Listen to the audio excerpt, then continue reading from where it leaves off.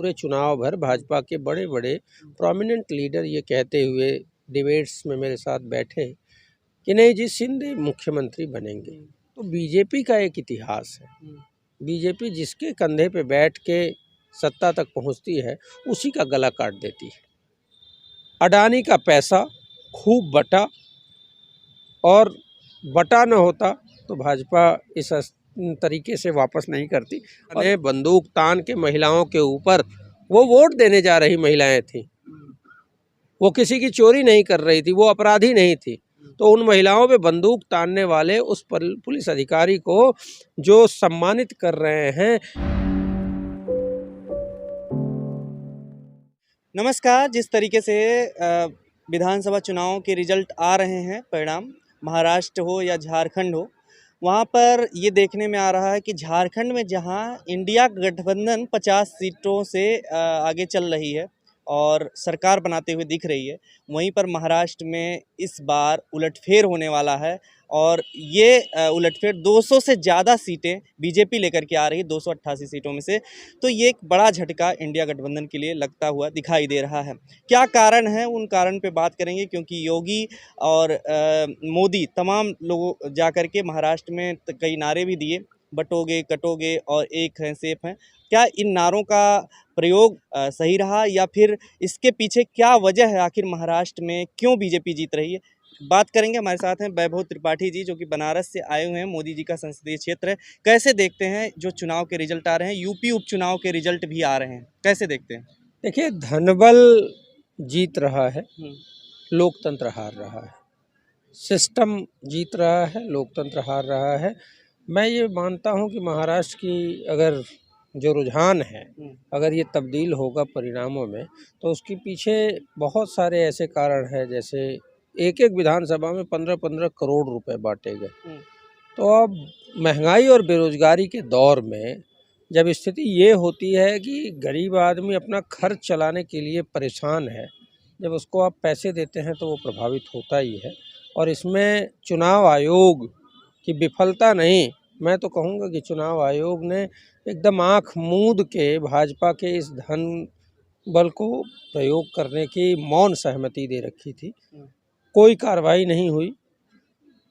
शरद पवार हों, उद्धव जी हों, कांग्रेस के बड़े नेता हों, सबका हेलीकॉप्टर, बंगला, घर, ऑफिस, सब की जांच की जाती है, लेकिन वहीं भाजपा के नेताओं की जांच नहीं होती है। ऐसा लगता है जैसे चुनाव आयोग ने कहा है कि हम जो इंडिया गठबंधन के लोग हैं उनको हम परेशान करते रहेंगे और भाजपा अपना पैसा बांट सकती है, ये दिख रहा है।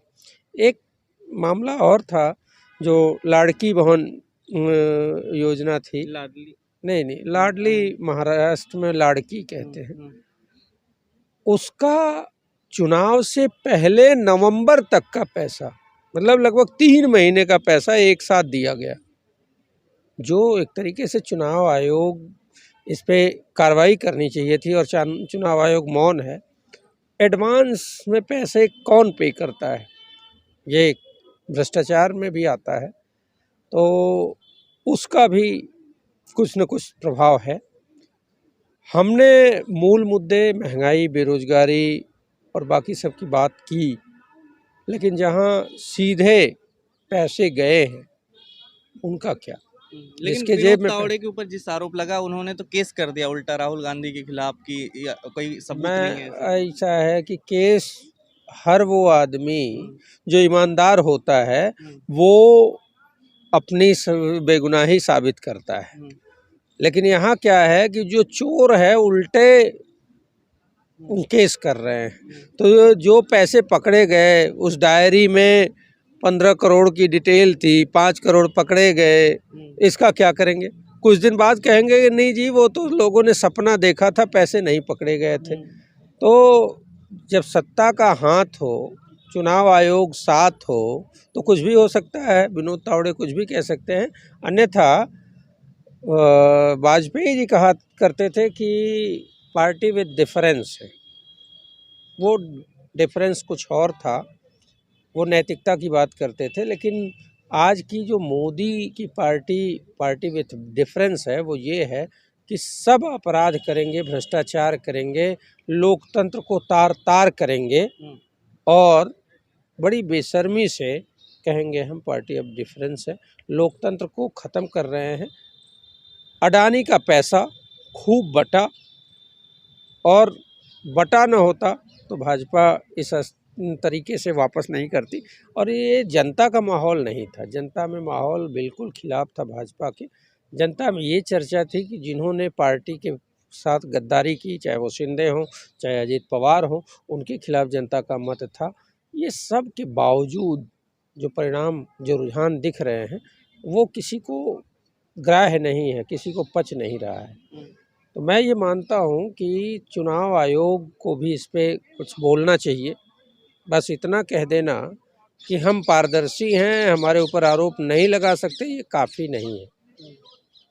आज के समय में जब चुनाव आयोग की तरफ हम देखते हैं तो सबसे ईमानदार और सशक्त, कर्मठ, पारदर्शिता के लिए जाने जाने वाले चुनाव आयोग तो टीएन शेषन का नाम आता है।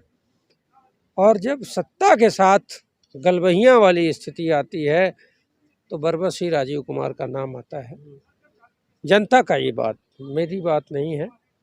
तो जनता अब ये चाहने लगी है, उसको इस बात की ज़रूरत महसूस होने लगी है कि टीएन शेषन जैसा आदमी अगर चुनाव आयुक्त बने तभी लोकतंत्र बचेगा। क्योंकि जहां विपक्ष के नेताओं की सब जांच होती है, वहीं सत्ता पक्ष के नेताओं की जांच नहीं होती है। बावजूद इसके मुख्य चुनाव आयुक्त और चुनाव आयोग कहते हैं कि हम पूरी तरीके से पारदर्शी हैं। ये कैसे संभव है? और जो बात आपने बटेंगे कटेंगे कहा, तो बटेंगे कटेंगे का अगर असर पड़ा होता तो झारखंड में जो कांग्रेस गठबंधन है उसकी सरकार आगे बढ़त नहीं बना रही होती, पड़ा होता। क्योंकि ज़्यादा जो असर था वो हेमंत बिस्वा शर्मा और भाजपा के बड़े नेताओं ने झारखंड में इस बात को बहुत तूल दिया। मुस्लिम हिंदू मुस्लिम करने की बड़ी कोशिश की, लेकिन झारखंड में तो हार गए, हार रहे हैं। तो जब झारखंड में वो हार रहे हैं तो बटेंगे कटेंगे या हिंदुत्व का वो मुद्दा नहीं।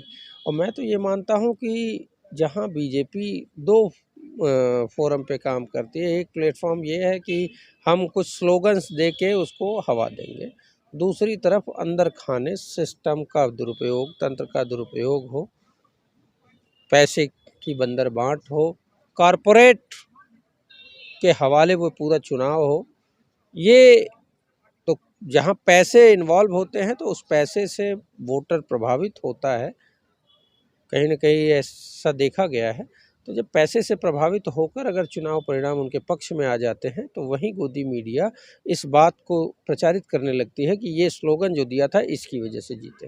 लेकिन जनता क्या समझदार नहीं है, पैसे लेती है और उसके बाद वोट देती है? नहीं, जनता समझदार है, लेकिन जनता को इतना मजबूर कर दिया गया है कि खर्च चलाना मुश्किल हो गया है।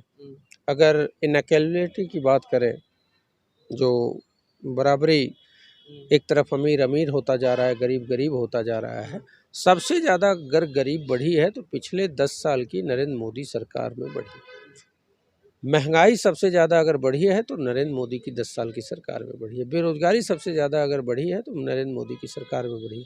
इसके लिए नरेंद्र मोदी और भाजपा की सरकारें जिम्मेदार हैं, एक। लेकिन जब वो उस महंगाई, बेरोजगारी से वो आदमी त्रस्त है, किसान अपनी फसलों का दाम नहीं पा रहा है, त्रस्त है, खर्च नहीं चला पा रहा है, अपने बच्चों की फीस नहीं दे पा रहा है, स्वास्थ्य सुविधाएं नहीं दे पा रहा है, बच्चों की शादी नहीं कर पा रहा है, बच्चों की फीस नहीं दे पा रहा है। ऐसी स्थिति में जब उसके सामने कोई कुछ देता है तो उसको लगता है यार चलो अभी कुछ तो राहत मिली।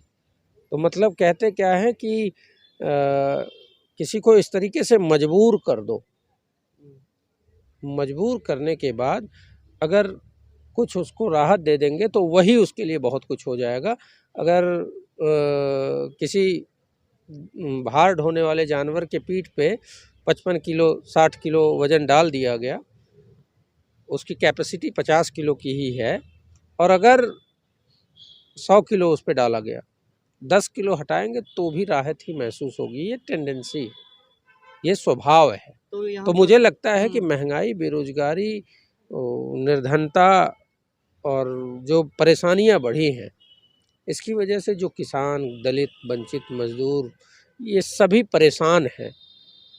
अब उसमें जब कुछ पैसा दे देते हैं, चाहे ये लाड़की बहन योजना के तहत या विनोद तावड़े धन बांटो अभियान के तहत, तो उसको राहत महसूस होती है, तो थोड़ा उसका भी प्रभाव पड़ सकता है।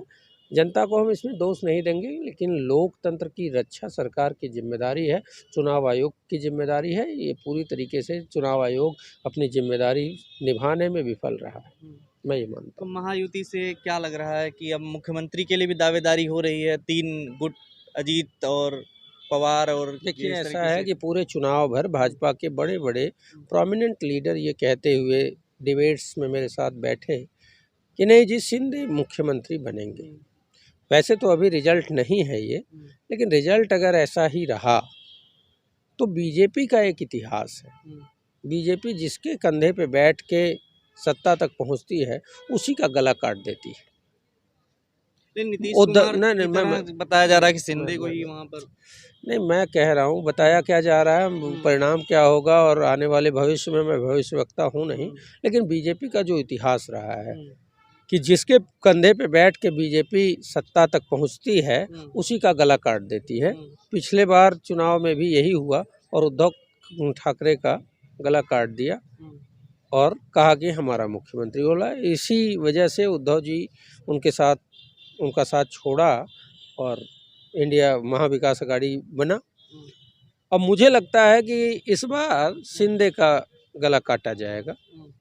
तो ये तो भाजपा का चरित्र है कि भाजपा जिसके सहारे आती है उसी का गला काटती है। गद्दारी भाजपा की फितरत में है। तो महाराष्ट्र में आपने सीधे सीधे नकार दिया कि योगी का नारा बटेंगे कटेंगे सब नहीं चला, लेकिन उत्तर प्रदेश में उपचुनाव में जो देखने में आ रहा है, इसके पीछे क्या कारण है कि 6 सीटों पर आगे जो है बीजेपी और 3 सीटों पर देखिए, उत्तर प्रदेश का जो उपचुनाव है वो उपचुनाव ये सेट माइंडसेट होता है।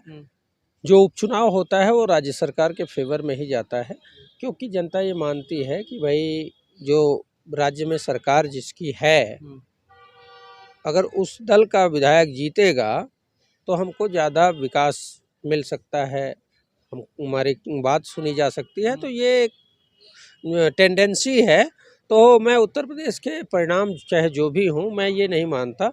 हाँ, बावजूद इसके अगर उत्तर प्रदेश में कुछ विपक्ष की भी सीटें निकल रही हैं तो ये तो मानेंगे ना कि नहीं भाई, विपक्ष एकजुट हुआ है, जनता एकजुट भी है और इस सरकार के तबाही जो जन विरोधी नीतियां हैं उसके खिलाफ एकजुट है। तो मैं इसको उत्तर प्रदेश, अब देखिए बंगाल में सारी की सारी सीटें टीएमसी जीती है, यूपी में कुछ सीटें अगर ये जाता जीतते हैं तो भाई राज्य सरकार का प्रशासन का भी दुरुपयोग उसमें है। अब आप यूपी की बात अगर करेंगे तो एक पुलिस के दारोगा ने महिलाओं पे बंदूक ताना, वो भी आप जानते हैं। दूसरी तरफ पुलिस वाले लोगों की वोटर आईडी वगैरह चेक करके वो मुस्लिम है तो उनको भगा रहे हैं कि आप वोट नहीं दे सकते। तो ये चुनाव आयोग कहाँ सोया है? तो चुनाव आयोग निष्पक्ष नहीं है, ये सवाल जनता के बीच में है। लेकिन अब उसी दरोगा की जिसकी आपने बात की उसको सम्मानित करने की बात चल रही है, ब्राह्मण महासभा सम्मानित करेगा इस तरीके ये ऐसा है कि ब्राह्मण महासभा कौन सी ब्राह्मण महासभा है, और उस ब्राह्मणों को मैं जानता हूँ, उस ब्राह्मण समुदाय को जिसने महाविद्वान शिव का परम भक्त रावण का बहिष्कार कर दिया था। ब्राह्मणत्व वो था, वो ब्राह्मण था जिसने माता सीता का हरण करने वाले वो महाज्ञानी ब्राह्मण शिव का परम भक्त, उसका बहिष्कार कर दिया था। अब ये कौन सी ब्राह्मण महासभा है और किस तरीके की सोच वाले लोग हैं जो एक गलत काम करने वाले, पुलिस वाले का काम समाज में भय फैलाना नहीं है, और जो दारोगा ने बंदूक तान के महिलाओं के ऊपर, वो वोट देने जा रही महिलाएं थी, वो किसी की चोरी नहीं कर रही थी, वो अपराधी नहीं थी, तो उन महिलाओं पे बंदूक तानने वाले उस पुलिस अधिकारी को जो सम्मानित कर रहे हैं, ये उनके विकृत मानसिकता का परिचायक है। पुलिस के डीजीपी इस बात को सोचें, संज्ञान लें कि क्या वो महिलाओं के ऊपर बंदूक तानना पुलिस की अपनी कार्यशैली है योगी पुलिस की? क्या यही धर्म है? चुनाव आयोग देखे कि वोट देते जाते महिलाओं के ऊपर बंदूक तानने वाला पुलिस वाला, क्या वो अपनी ड्यूटी कर रहा था या लोगों में भय फैला रहा था? ये उनकी जिम्मेदारी है। और मैं तो ये मानता हूँ कि कोई भी पापी, कोई भी अधर्मी, कोई भी जो अपने बल का बेजा दुरुपयोग करता हो, वो मुझे नहीं लगता है कि वो अपनी ड्यूटी कर रहा है। और उसका सम्मान करना विकृत लोगों का परिचायक है। विकृत जो लोग हैं वो ऐसे कर सकते हैं कि समुदाय विशेष, धर्म विशेष या महिलाओं के ऊपर बंदूक तानने वाले को सम्मानित करने वाले लोग किस मानसिक सोच के होंगे, वो आप चिंतन कर सकते हैं। खबरों में बने रहने के लिए फोरम 4 को सब्सक्राइब करें और नोटिफिकेशन पाने के लिए बेल आइकन दबाएं।